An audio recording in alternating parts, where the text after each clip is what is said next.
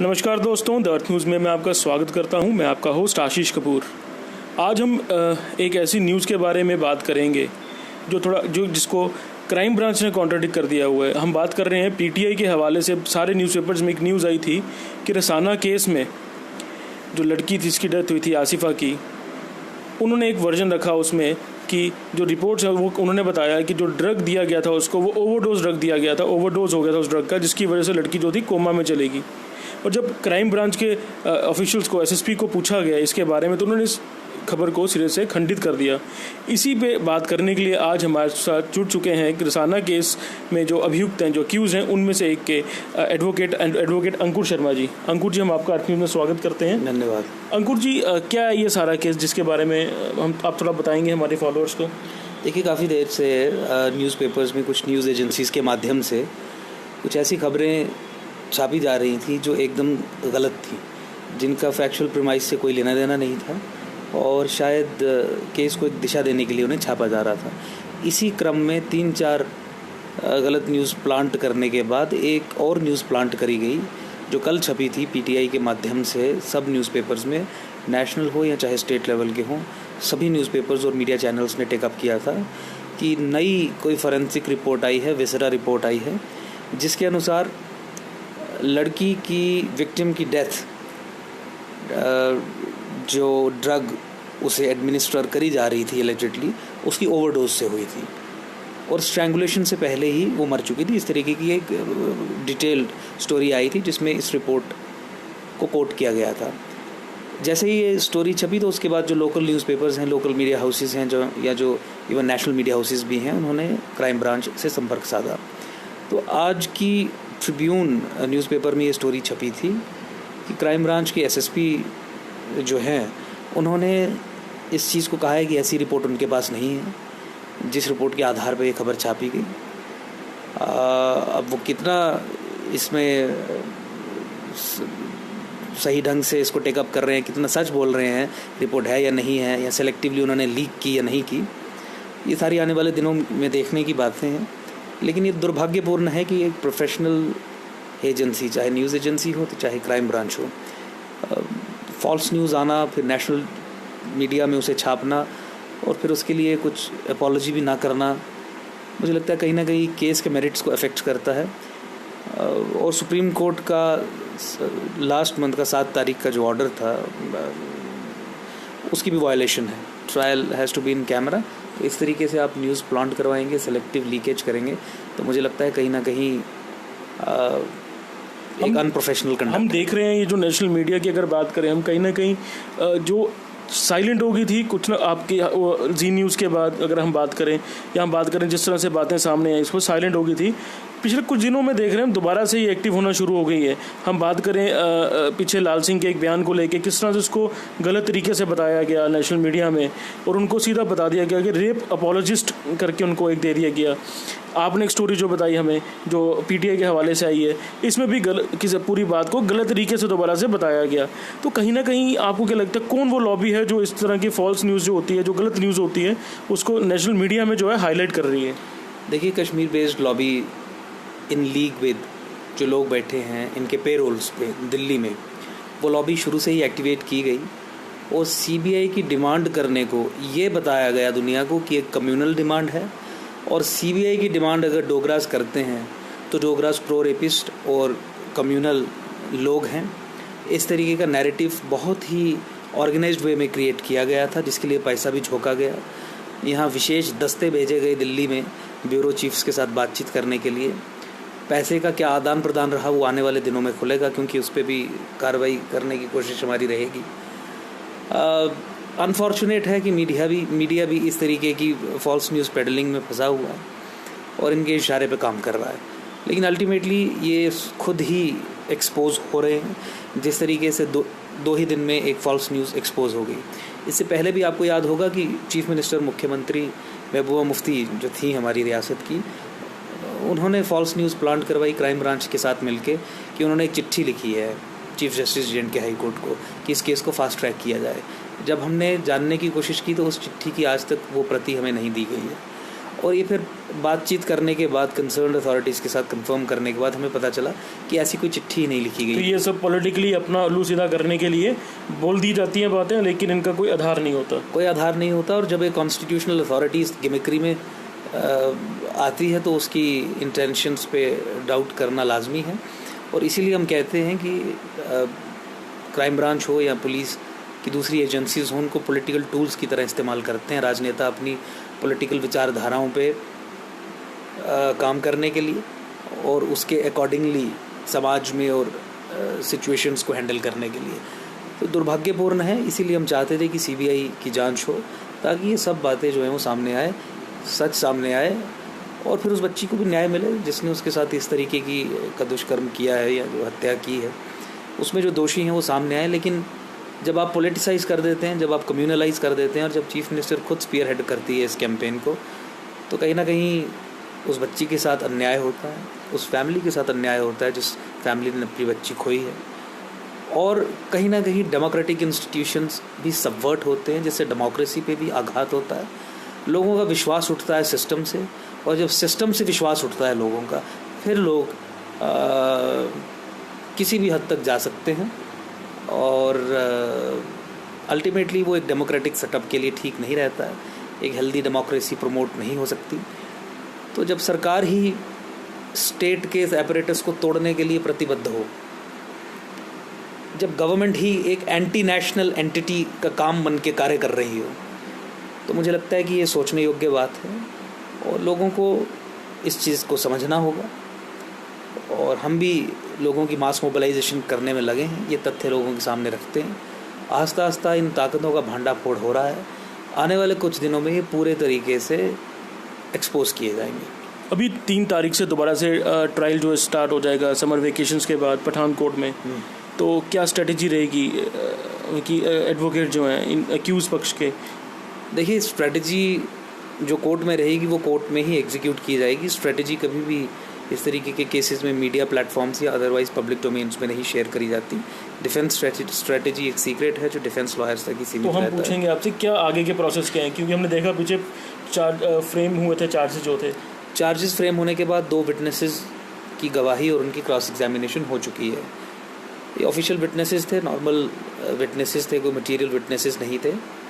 अब उसके बाद तीसरे विटनेस की डिपोजिशन स्टार्ट होगी। उनकी जो स्टेटमेंट है जो पुलिस को दिए हैं, जो जिस तरीके के विटनेस उन्होंने क्रिएट किया है, उनकी स्टेटमेंट होगी और उसके बाद क्रॉस एग्जामिनेशन होगी। 226 के करीब विटनेसेस हैं। मुझे लगता है इस प्रोसेस को ख़त्म होने में काफ़ी समय लगेगा, लेकिन फिर भी विटनेसेस जिस स्पीड से हैंडल किए जा रहे हैं, हम संतुष्ट हैं और डे टू डे ट्रायल चल रहा है। मुझे लगता है कि एक्सपीडिशियस मैनर में इस केस का निपटारा होगा, लेकिन उससे पहले हमें ये भी उम्मीद है कि सुप्रीम कोर्ट सीबीआई जांच के आदेश दे देगा हमारी पिटीशन पे, which is to come up after vacation. जुलाई के बाद जुलाई में पहले हफ्ते या दूसरे हफ्ते, जिस तरीके से सुप्रीम कोर्ट उसकी डेट तय करे, कोशिश हमारी ये रहेगी कि पहले हफ्ते में इसकी सुनवाई करवाई जाए, फर्स्ट वीक में मेंशन किया जाए और केस लगवाया जाए।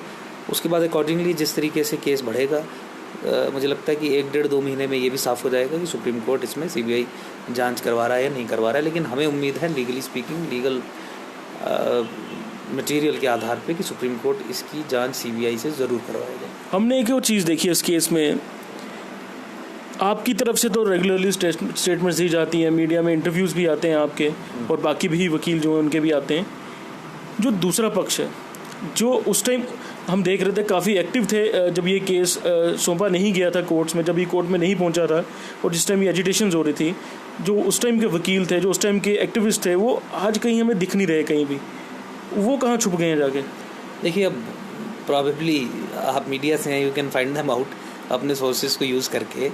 आपके सोर्सेज हर जगह हैं, आपके सोर्सेज पुलिस में हैं, आपके सोर्सेज समाज में है, सोसाइटी में है, you people can find them out, और उनसे आप पूछ सकते हैं कि आप क्यों छिप गए। क्योंकि ये कुछ अजीब सा है कि जिस टाइम उनको एक्टिव होना चाहिए था, वो उस टाइम कहीं कारपेट के नीचे, कहीं कहते हैं ना, छुप गए हैं कहीं। देखिए, बहुत बड़ी कंस्पिरेसी है, साजिश है। इन लोगों को टूल्स की तरह इस्तेमाल किया गया जिसकी समझ इन लोगों को नहीं है। Most of them are intellectually bankrupt, political ideologies की समझ नहीं है, थियोलॉजीज़ की समझ नहीं है, किस तरीके से एक टोटलिटेरियन सिस्टम में पॉलिटिकल आइडियोलॉजीज़ के आधार पे उन्हें अपने निजी फ़ायदे के लिए ट्रांसलेट किया जाता है ग्राउंड पे, और किस तरीके से इस तरीके के युवक और युवतियों को एक हथियार बनाया जाता है, एक मोहरा बनाया जाता है।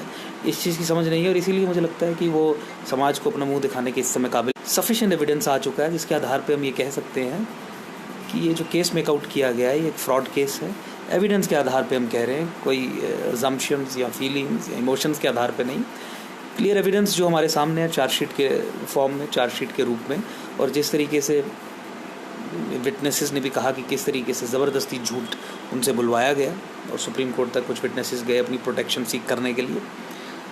तो मुझे लगता है कि ये लोग यूज़ हुए हैं अपने निजी फ़ायदों के लिए भी, और अदरवाइज़ ऑल्सो जो टोटलिटेरियन सिस्टम्स में इंडिविजुअल्स को करियर ग्रोथ, फाइनेंशियल ग्रोथ, इस तरीके के लालच दे के भी इस्तेमाल किया जाता है, वो भी एंगल रूल आउट नहीं किया जा सकता। लेकिन मुझे लगता है कि कुछ दिनों में सब ये सामने आ जाएगा, दूध का दूध और पानी का पानी हो जाएगा। We are working very hard कि इस तरीके की चीज़ों को कंट्रोल किया जाए। देखिए, हम परसेप्शन मैनेजमेंट के लेवल पे भी we are handling things very professionally, कि जिस तरीके से मीडिया में परसेप्शन बनाई गई आप जानते हैं, उसके बाद उसको रिवर्स करने में टीवी डिबेट्स पे बैठ के नेशनल जो पत्रकार थे नेशनल मीडिया चैनल्स के, उनके साथ बैठ के उनको पूरा पॉलिटिकल बैकग्राउंड समझा के कि unless you understand the politics of this case you can not understand the legality of this case, इसकी पूरी विस्तार में उनके साथ 2-2 घंटे बैठ के, उसके बाद आर्टिकल्स लिख के टीवी चैनल्स पे बैठ के, जी न्यूज़ ने जिस तरीके के प्रोग्राम करवाए उसमें जो सहयोग हो सकता था वो सहयोग देख के एक परसेप्शन बदली, और अभी तक ये परसेप्शन की बैटल हम लड़ रहे हैं। जिस तरीके से ये फॉल्स न्यूज़ आइडेंटिफाई की, इसके अलावा 3 और फॉल्स न्यूज़ जो आइडेंटिफाई की, मुझे लगता है कि ये लड़ाई जो है बहुत व्यापक है, और अल्टीमेटली क्लाइमैक्स आएगा जिस दिन सुप्रीम कोर्ट सीबीआई इंक्वायरी का आदेश देगा। उसके बाद सब सवाल एट रेस्ट हो जाएंगे और सच सामने आएगा, ऐसी हमें पूरी उम्मीद है। और वो दिन दूर नहीं है। लोगों की दुआएं हैं, फैमिली के साथ भी, जो भी चाहे एक्यूज्ड पक्ष की फैमिली हो, जो लोग समझते हैं कि वो निर्दोष है या उन्हें फ्रेम अप किया गया है, या विक्टिम की भी फैमिली हो, क्योंकि उनके साथ भी कहीं ना कहीं लोगों की भावनाएं जुड़ी हुई हैं। विक्टिम की फैमिली के साथ किसी को कोई परेशानी नहीं है, विक्टिम के साथ इनफैक्ट किसी को कोई परेशानी नहीं है। उसे अपनी बेटी, उसे देवी प्रारूप, देवी स्वरूप माना जाता है अभी भी। मुझे लगता है कि न्याय जल्दी होगा, थोड़ी देर लग सकती है, लेकिन ज़रूर न्याय की दिशा में चीज़ें बढ़ेंगी और अल्टीमेटली न्याय होगा। और उसमें ये सब, चाहे लोग हों, चाहे कुछ करप्ट ऑफिशियल्स हो, या पॉलिटिकल मैन्यूवर करने वाले कम्युनल एलिमेंट्स पॉलिटिक्स में हो, they will all B exposed automatically. हमने देखा पिछले हफ्ते एक बड़ा फेरबदल हुआ हमारी स्टेट के अंदर। स्टेट गवर्नमेंट से गवर्नर रूल की तरफ चली गई। इसको लेके आपकी क्या रिएक्शन है? देखिए, बहुत जल्दी हो जाना चाहिए था। बहुत सारे ऐसे मौके आए थे जिस समय बीजेपी अपना समर्थन वापस ले सकती थी, लेकिन बीजेपी ने 3 साल तक किसी तरीके से इस भार को ढोया, इस चीज़ को खींचा। तो सबसे पहले मैं वेलकम करता हूं कि बीजेपी ने ये फैसला लिया, गवर्नर रूल इंट्रोड्यूस किया, क्योंकि जिस तरीके से जम्मू को लैसरेट किया जा रहा था अंदर से महबूबा मुफ्ती के द्वारा, जम्मू को अंदर से ब्लीड किया जा रहा था, उसे ज़ख्म दिए जा रहे थे, उसे काटा जा रहा था अंदर से ही। मुझे लगता है उस प्रोसेस पे अब ब्रेक लगेगी। जम्मू की डेवलपमेंट को किस तरीके से रोका जा रहा था, जम्मू की एस्पिरेशंस को किस तरीके से रौंदा जा रहा था, जम्मू के भविष्य को किस तरीके से कॉम्प्रोमाइज़ किया जा रहा था, जम्मू के डेवलपमेंटल जो आस्पेक्ट्स हैं, चाहे हेल्थ के सेक्टर में, एजुकेशन के सेक्टर में, किस तरीके से उन्हें सैबोटाज किया जा रहा था, और सब इंस्टीट्यूशनल लेवल पे किया जा रहा था, सब डेमोक्रेटिक इंस्टीट्यूशंस को इस्तेमाल करके किया जा रहा था। तो जो डैमेज जम्मू के कल्चर, जम्मू का वैल्यू सिस्टम, जम्मू के लोग, जम्मू के लोगों की तरक्की, जम्मू के लोगों के रिलीजियस सेंटिमेंट्स, जम्मू के लोगों की एस्पिरेशन, इसको किया जा रहा था, इस पर अब ब्रेक लगी है। हमें बहुत उम्मीद है कि गवर्नर साहब हर उस प्रॉब्लम को रिजॉल्व करेंगे जिसमें कश्मीरी हुक्मरान, Kashmiri separatists, Kashmiri communal minded main stream political parties के आका एक स्टम्बलिंग ब्लॉक बन के बैठे थे। माइनॉरिटी स्टेटस की मैं डिमांड करता हूँ आपके माध्यम से गवर्नर साहब से।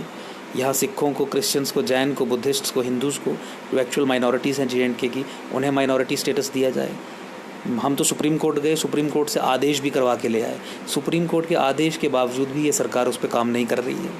तो गवर्नर साहब से मेरी ये उम्मीद है कि सबसे पहले माइनॉरिटी कमीशन यहाँ पे गठित की जाएगी, एक ऑर्डिनेंस के माध्यम से भी किया जा सकता है। जो मेजॉरिटी कम्युनिटी माइनॉरिटी बेनिफिट्स यहाँ पे ले रही है, 60 से 70 स्कीम्स के फ़ायदे, scholarship schemes, employment generation schemes, soft loans हो, तरह तरह की 60 से 70 स्कीम्स हैं, उसे एक्चुअल माइनॉरिटीज़ को दिया जाएगा, हमारे सिख भाइयों को दिया जाएगा, बुद्धिस्ट्स को दिया जाएगा, क्रिश्चियंस को दिया जाएगा, जैन्स को दिया जाएगा, जिसका एक लॉयंस शेयर एक ऐसी कम्युनिटी लूट के ले रही है which is not eligible for those benefits. उसके अलावा मिनट्स ऑफ द मीटिंग जो प्रेस कॉन्फ्रेंस के माध्यम से मैंने स्वयं पब्लिक डोमेन में लाए थे, जिसमें एक धर्म विशेष के लोगों को लीगल इम्यूनिटी दी गई थी। कहा गया था कि आप जम्मू सांबा उधमपुर हिंदू बहुल क्षेत्रों में जाके ज़मीनों पे कब्जा करिए और गौ हत्या करिए, काउ स्लॉटर करिए, पुलिस आप पे कोई कार्रवाई नहीं करेगी, तंत्र आप पे कोई कार्रवाई नहीं करेगा। उस फैसले को, चीफ मिनिस्टर के फैसले को निरस्त किया जाएगा और गवर्नर साहब उसे भी विड्रॉ करेंगे। इसके अलावा जो डेवलपमेंटल इशू हो, चाहे एम्स का इशू हो, चाहे IIM का इशू हो, IIT का इशू हो, हमारी जो सोशल सेक्टर में सोशलिस्टिक सिस्टम में जो हेल्थ और एजुकेशन, खासकर 2 सेक्टर्स में जो हमारी नीड्स हैं, उन्हें पूरा किया जाएगा। मुझे लगता है जल्दी ही गवर्नर साहब को इन अहम बिंदुओं पर फैसला लेना चाहिए, क्योंकि ये वो एरियाज़ हैं जिन एरियाज़ पे काम करने के बाद लोगों को डेमोक्रेटिक सिस्टम पे विश्वास आएगा। अब एक आपसे जुड़े मुद्दे पे बात करेंगे। हमने सुना है अब डेमोग्राफिक चेंजेस को लेके आजकल काफ़ी जगहों पे जाके लोगों से मिल रहे हैं। कल आप रियासी वाली साइड गए थे और कल आप रामबन जा रहे हैं, तो किस तरह से आप लोगों को कन्विंस कर पाते हैं इस डेमोग्राफिक चेंज को लेके, समझा पाते हैं उनको कि है क्या ये डेमोग्राफिक चेंज?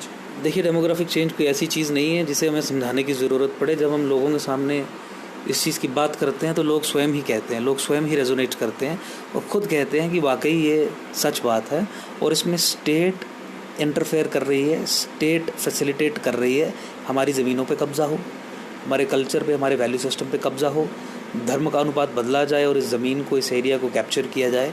हम केवल और केवल इस प्रोसेस को आर्टिकुलेट कर रहे हैं।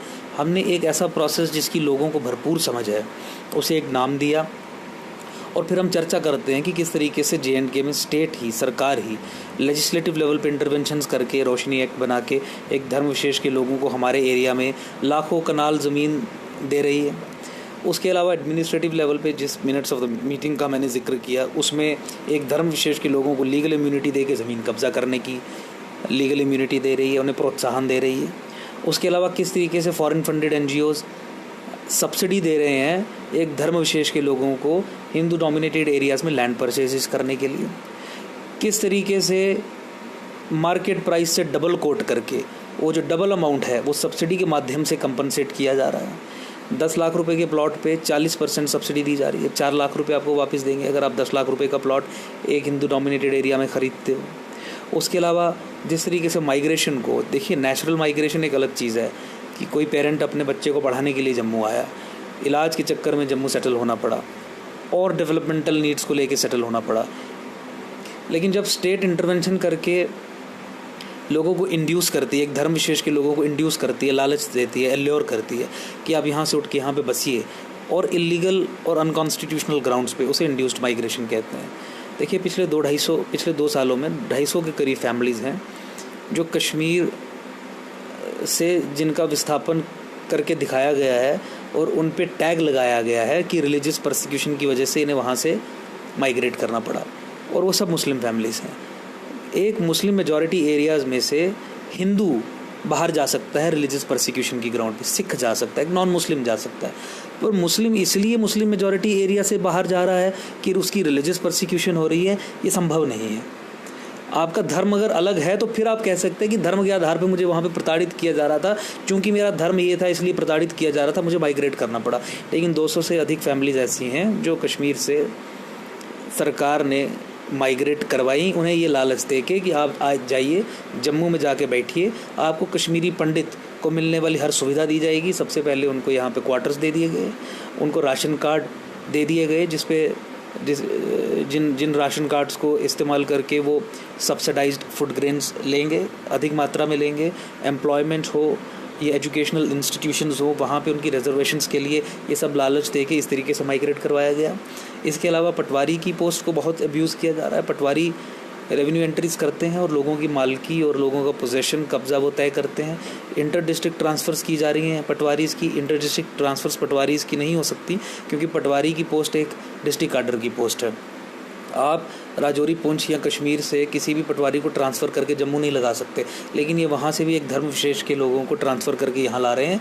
और हमारे पास 150 से अधिक एविडेंस के तौर पे केसेस पड़े हैं जहाँ पे उन लोगों ने आते ही 10-15 दिनों में ज्वाइन करने के बाद एक धर्म विशेष के लोगों को, जो उस एरिया से बिलोंग नहीं करते थे, जो उस डिस्ट्रिक्ट से बिलोंग नहीं करते थे, उनके नाम पे रेवेन्यू एंट्रीज़ की और हज़ारों कनाल ज़मीन उनके कब्जे में दे दी। तो ये बड़ा एलिगेशन है जो मतलब नॉर्मली लोगों को मालूम भी नहीं होगा कि ऐसा कुछ। ये एलिगेशन नहीं है, ये हम तथ्यों के आधार पे आपको बता रहे हैं। हम कह रहे हैं कि किस तरीके से वी हैव एक्सप्लेन कि किस तरीके से स्टेट लेजिस्लेटिव लेवल पे इंटरवेंशन कर रही है, कानून बना के ज़मीनों पे कब्जा करवा रही है, एडमिनिस्ट्रेटिव लेवल पे एडमिनिस्ट्रेटिव ऑर्डर्स निकाल के ज़मीनों पे कब्जा करवा रही है। तो डॉक्यूमेंट्री एविडेंस है, रोशनी एक्ट डॉक्यूमेंट्री एविडेंस है, minutes of the meeting documentary evidence है।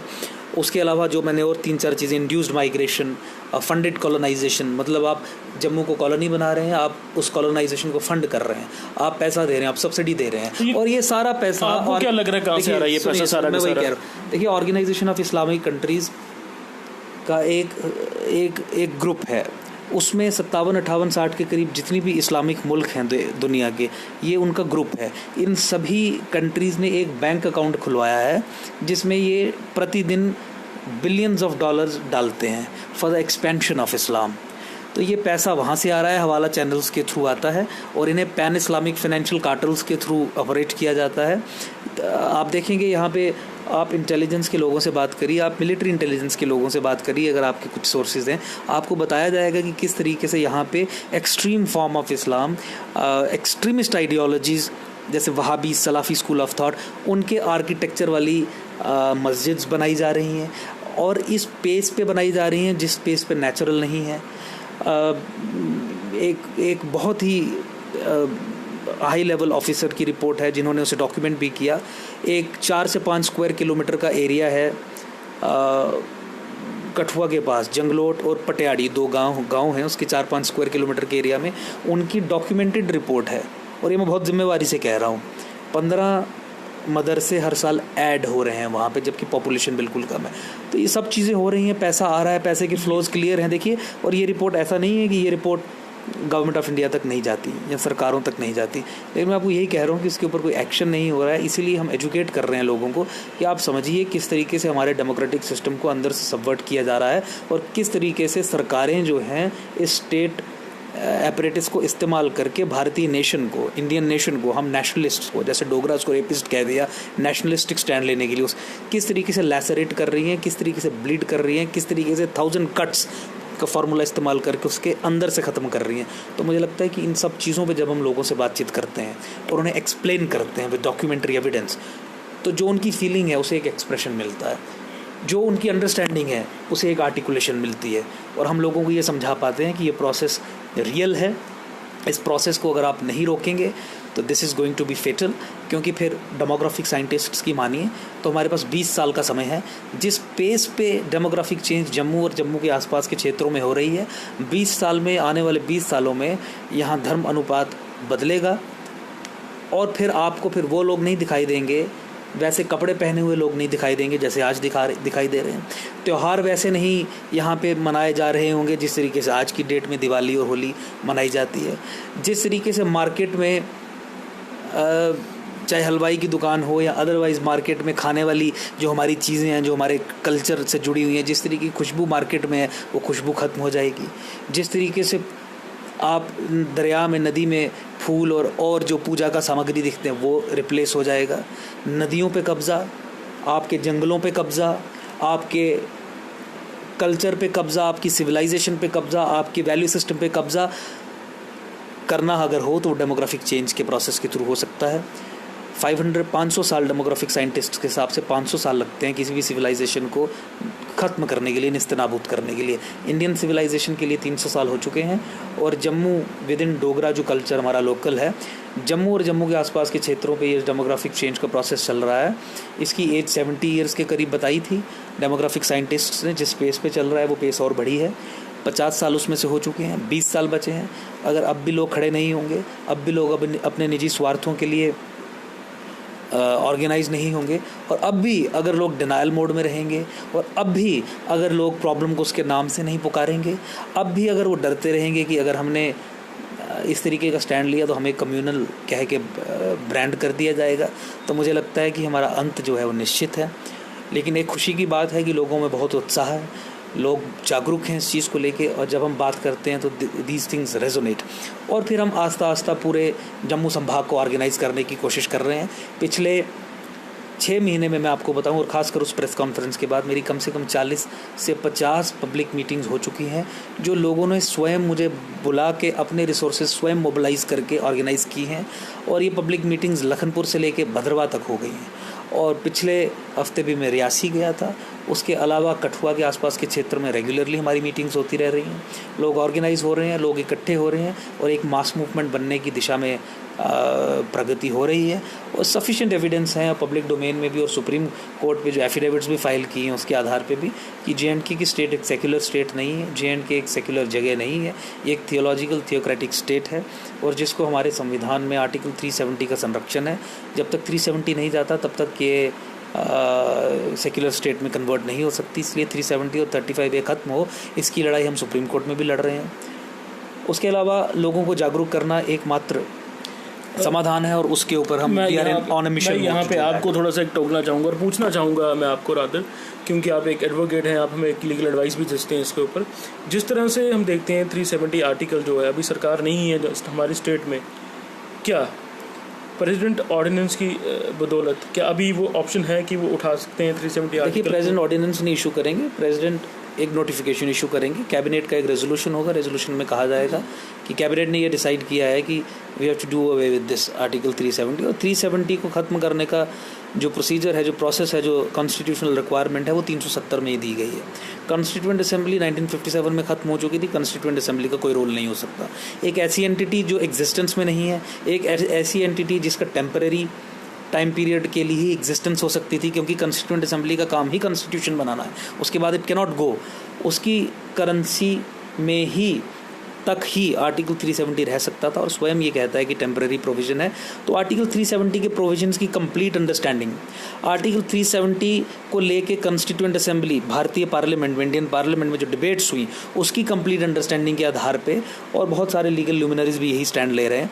मैं आपको पूरी जिम्मेवारी से ये कह सकता हूँ कि प्रेसिडेंट एक नोटिफिकेशन से आर्टिकल 370 को ख़त्म कर सकते हैं। आर्टिकल 370 ख़त्म हुआ तो उसके तहत किए गए जितने भी एक्ट्स, डीड्स, एग्रीमेंट्स सब जो है नल एंड वॉइड डिक्लेयर हो जाएंगे। आर्टिकल 35A भी 370 के तहत ही इशू किया गया एक प्रेसिडेंशियल ऑर्डर है 1954 का। तो आर्टिकल 370 के जाने के साथ ही सब चीज़ें जो 370 के बाद हुई हैं वो ख़त्म हो जाएंगी ऑटोमेटिकली, और इसे 5 मिनट में without taking approval either of the parliament और of the state legislative assembly of JNK, presidential notification से 5 मिनट में ख़त्म किया जा सकता है। कमी है पॉलिटिकल विल की। अगर पॉलिटिकल विल हो, it is not going to take more than 5 minutes to do away with this article, and which will be a tribute to all the nationalists who have fought for the integration of Jammu and Kashmir with India. And I think वो जो tribute है उसकी बहुत समय हो गया, वो समय अभी राइप है कि इस समय होना चाहिए। सेंटर में एक राष्ट्रवादी सरकार है, मुझे लगता है कि राष्ट्र के नाम उन्हें ये कदम समर्पित करना चाहिए, ये कदम उठाना चाहिए, लेना चाहिए। जिस तरह से हम देखते हैं, सेंटर की बात की आपने, प्रेसिडेंट कोविंद जो है वो भी कहीं ना कहीं बीजेपी से काफ़ी देर लड़ चुके हैं, इलेक्शंस लड़ चुके हैं, उसका हिस्सा रह चुके हैं, संघ का हिस्सा रह चुके हैं। संघ की आइडियोलॉजी भी यही कहती है कि 370 को जो है जम्मू ये JNK से हटा देना चाहिए। तो कहीं ना कहीं आपको एक वो उम्मीद की रोशनी नज़र आती है जहाँ पे हमें लगे कि हाँ अब शायद हो सकता है वो। देखिए, प्रेसिडेंट चाहे कोई भी हो, जब कैबिनेट का रेजोल्यूशन है तो president has no option but to sign it and notify it. जो भी फैसला है उसे जिस भी तरीके से इम्प्लीमेंट आगे करना है वो करे। तो प्रेसिडेंट का रोल इसमें ज़्यादा इम्पॉर्टेंट नहीं है, सरकार का रोल इम्पॉर्टेंट है। सरकार कैबिनेट में रेजोल्यूशन बनाए और प्रेसिडेंट को कम्युनिकेट करे कि 370 को ख़त्म करना है हमें, जो भी कॉन्स्टिट्यूशनल रिक्वायरमेंट्स ने पूरा करके तो ख़त्म हो जाए। जिस तरह से आपने हमें सारा समझाया, लेकिन हम कहीं देखते हैं कि हम डिबेट्स देखते हैं, कश्मीर सेंट्रिक लीडर्स की डिबेट्स देखते हैं या वहाँ के लीगल एक्सपर्ट्स की डिबेट देखते हैं, तो उनका ये कहना होता है कि वहाँ से अगर कोई नोटिफिकेशन आती है तो उसको स्टेट लेजिस्लेटिव असेंबली जब तक नहीं करेगी पारित तब तक नहीं होगा। तो वो कहीं ना कहीं देखिए, आपको क्या लगता है? देखिए, मैं आपसे तभी कह रहा था कि मैं आर्टिकल 370 को कोट करके कह रहा हूँ मैं। आर्टिकल 370 जब इंट्रोड्यूस किया जाना था, उस समय की जो कॉन्स्टिट्यूएंट असेंबली की डिबेट्स हैं, उस समय आर्टिकल 370 को किस तरीके से हमारे कॉन्स्टिट्यूशनल फ्रेमर्स ने देखा, उसकी कंप्लीट अंडरस्टैंडिंग से बात कर रहा हूँ। जहाँ तक आपने बात करी कश्मीर बेस्ड लीगल एक्सपर्ट्स की, there is no legal expert in Kashmir. Kashmir में सब प्रोपेगेंडिस्ट्स हैं। कश्मीर में 99.9% लोग पैसा लेके दोनों एजेंसीज से, इंडियन एजेंसीज भी और पाकिस्तानी एजेंसीज भी और फॉरेन एजेंसीज भी, डबल साइड की गेम खेल के काम करने वाले लोग हैं। ये मेरिट के बेसिस पे एक इम्पार्शियल होकर स्टैंड नहीं लेते हैं। ये वो स्टैंड लेते हैं जो पाकिस्तान की ISI इन्हें लेने को कहती है, या कभी कभी शायद इंडियन एजेंसीज भी लेने को कभी कभी कहती हैं। अपने अपने अलग अलग पॉलिटिकल पार्टीज़ की सरकारें रहीं, अलग अलग प्रायोरिटीज़ रहीं, तो that thing can not be ruled out. हम कानून की बात कर रहे हैं, संविधान की बात कर रहे हैं। संविधान के अनुसार, संविधान के हिसाब से article 370 can be repealed by a presidential notification. The cabinet has to pass a resolution, the cabinet has to apprise the president that this is to be done, and the president can do it within 5 minutes by a presidential notification। और कश्मीर के लोगों का जो point of view है वो propagandist तो है ही है, लेकिन वो एक पाकिस्तानी पॉइंट ऑफ व्यू भी है। तो अब आप देखिए कि आपको अपने दुश्मन से किस तरीके से लड़ना है। जो उनका पॉइंट ऑफ व्यू है, जिसमें कोई सच्चाई नहीं है, जिसमें कोई मेरिट नहीं है, जिसमें एक थियोलॉजिकल कम्युनल ओवरटोन है, वैसा पॉइंट ऑफ व्यू बनाने के लिए जो डिज़ाइंस हैं पीछे वो सिनिस्टर हैं और जो जुडिशियल स्क्रूटनी भी विथस्टैंड नहीं करेगा। क्या आप उस पॉइंट ऑफ व्यू को इवन 5 मिनट के लिए डिस्कस भी करेंगे? 370 में प्रोसीजर दिया गया है, 370 के तहत उसे ख़त्म करिए। और ये हमारी डेमोक्रेसी में रहते हैं, इन्हें हम इख्तियार देंगे कि जाएं और उस नोटिफिकेशन को जाके सुप्रीम कोर्ट में चैलेंज करें। और मैं चैलेंज करता हूं कि अगर ऐसा नोटिफिकेशन निकलता है और ये चाहे दुनिया से वकील ले आएँ, बड़े बड़े नामी गिरामी लोग जो भी 35A को बचाने के लिए इन्होंने खड़े किए हैं, आप उन्हें ले आएँ, उस प्रेसिडेंशियल नोटिफिकेशन को कोई भी ख़त्म नहीं करवा सकेगा, क्योंकि वही एक ऐसा तरीका है जिससे आर्टिकल 370 जा सकता है। तो इसीलिए मैं ये कहना चाह रहा हूँ आपको कि उनके आर्ग्यूमेंट में ना फंसें। वो आर्ग्यूमेंट पाकिस्तान टाउटेड आर्ग्यूमेंट है, एक एंटी नेशनल आर्ग्यूमेंट है, एक एंटी नेशनल अंडरस्टैंडिंग है आर्टिकल 370 को लेके, और एक फैलेशियस टेंडेंशियस और मोटिवेटेड अंडरस्टैंडिंग है आर्टिकल 370 भी जो आज़ादी के बाद आपने नहीं देखे होंगे। देखिए, अनफॉर्चुनेटली इस तरीके से ये ब्लैकमेल करते आए हैं केंद्र सरकार को, इस तरीके की स्टेटमेंट्स देके ब्लैकमेल करने की कोशिश है।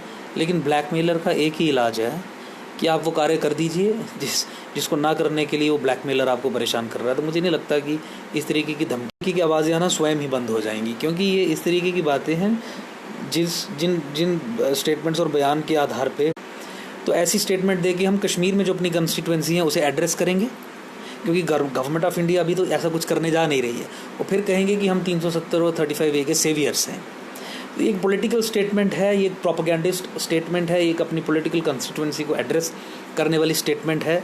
इसका कानून के साथ कोई संबंध नहीं है, इसका संविधान के साथ कोई संबंध नहीं है, इसका सत्यता और सच्चाई के साथ कोई संबंध नहीं है। तो मुझे लगता है कि इस तरीके की गिमिक्री को इतनी ज़्यादा सिग्निफिकेंस और इम्पोर्टेंस नहीं दी जानी चाहिए। इस तरीके के बयानों को इवन पब्लिश भी नहीं किया जाना चाहिए, क्योंकि प्रोपेगेंडा जो है वो आप कश्मीरियों तक ही सीमित रखिए। आज वहाँ पे सोसाइटी मॉरली करप्ट हो चुकी है। प्रोपेगेंडा की जो वॉरफेयर वहाँ पे है वो दिमागी तौर पे अपना मानसिक संतुलन खो बैठे हैं। 99% लोग किसी न किसी डिसऑर्डर से ग्रसित हैं। तो मुझे लगता है कि इस तरीके की स्टेटमेंट्स उसी कॉन्स्टिट्यूंसी पे असर कर सकती है। हमें इसके बारे में सोचने की कोई ज़रूरत नहीं है। 370 ख़त्म करने का मतलब 1 presidential notification on the recommendation of the cabinet in 5 minutes and it can be done. इसके अलावा और कोई अल्टरनेट इसके ऊपर पॉइंट ऑफ व्यू नहीं होना चाहिए, खासकर उन लोगों का जो संविधान पे विश्वास रखते हैं। कुछ लोग तो ये कहते हैं कि 370 आर्टिकल जो है वो दैट इज़ अ बाइंडिंग एक आर्टिकल है जो बाइंड करता है जम्मू कश्मीर को इंडिया के साथ। उसमें आप क्या कहेंगे? कुछ नहीं, देखिए उसी आर्गुमेंट की एक दूसरे तरीके से एक्सप्रेशन है, जहाँ पे वो आर्टिकल 370 को इस तरीके से दिखाने की कोशिश करते हैं कि ये एक भारत में और जम्मू कश्मीर में एक ब्रिज का काम करता है, जिससे ये 2 एरियाज़ जुड़ते हैं। लेकिन ऐसा कुछ नहीं है। इंस्ट्रूमेंट ऑफ एक्सेशन जो साइन महाराजा ने किया था वो सेम इंस्ट्रूमेंट ऑफ एक्सेशन था जो बाकी प्रिंसली स्टेट्स ने किया था। और कॉन्स्टिट्यूशन ऑफ इंडिया में और कॉन्स्टिट्यूशन ऑफ J&K में भी J&K को इंटेग्रल पार्ट कहा गया है। आप कॉन्स्टिट्यूशन ऑफ इंडिया में देखिए तो टेरिटरीज़ की डेफिनेशन में J&K स्टेट का उसमें नाम शामिल है। तो देखिए 370 की कोई वैधता नहीं है। वैसे भी वो टेम्परेरी प्रोविज़न था, दैट हैज़ बिकम ऑब्सोलीट। और 370 के कारण ही J&K की स्टेट एक थियोलॉजिकल स्टेट बन पाई, एक थियोक्रेटिक स्टेट बन पाई, और यहाँ के राष्ट्रवादियों को गलत फैसलों के कारण इन थियोलॉजिकल स्टेट के जो सरबराह हैं उनके हवाले कर दिया, और चूंकि इनके हवाले कर दिया इसीलिए जम्मू में आज तक डोगरों का कोई उत्थान नहीं हो पाया। और वही उत्थान हो, उसी चीज़ की पूरी कंप्लीट अंडरस्टैंडिंग के साथ हम लोगों में जा रहे हैं, उन्हें एजुकेट कर रहे हैं और एक मूवमेंट क्रिएट हो, उसके लिए प्रयासरत हैं, ताकि जम्मू को न्याय मिले, डोगरों को न्याय मिले, डोगरों की प्रगति हो, डोगरों का विकास हो, राष्ट्रवादी ताकतें आगे बढ़ें और कम्युनल पावर्स, पाकिस्तान को सपोर्ट करने वाली पावर्स, हमारे देश के विरुद्ध बात करने वाली जो ताकतें हैं उनका खात्मा हो, वो ख़त्म हो, वो डाइल्यूट हों, और जो उनकी असली जगह उन्हें वहाँ भेजा जाए। तो ये थे अंकुर शर्मा जी हमारे साथ। अंकुर शर्मा जी, हम आपका तो पहले धन्यवाद करते हैं, आपने समय दिया हमारे को इतना। हमने आपसे 10 मिनट का समय मांगा था, लेकिन लगता है अब तकरीबन आधा घंटे के करीब हो गया, आपने अपने समय से इतना निकाल के हमें दिया। तो अब हम ये भी दर्शकों को बताना चाहेंगे कि जिस तरह से अंकुर जी ने हमें बताया कि डेमोग्राफिक चेंजेस के बारे में या कुछ ऐसे मुद्दे जो जम्मू को लेके जो एक अवेयरनेस होनी चाहिए हमारे लोगों के बीच, वो अवेयरनेस क्रिएट करें अपने आप में, अपने साथ वालों में, ताकि हमारा जो हित है, जम्मू का जो हित है, उसको सर्वप्रिय रखा जाए। मैं अर्थ न्यूज़ से आशीष कपूर, कैमरामैन गोविंद के साथ।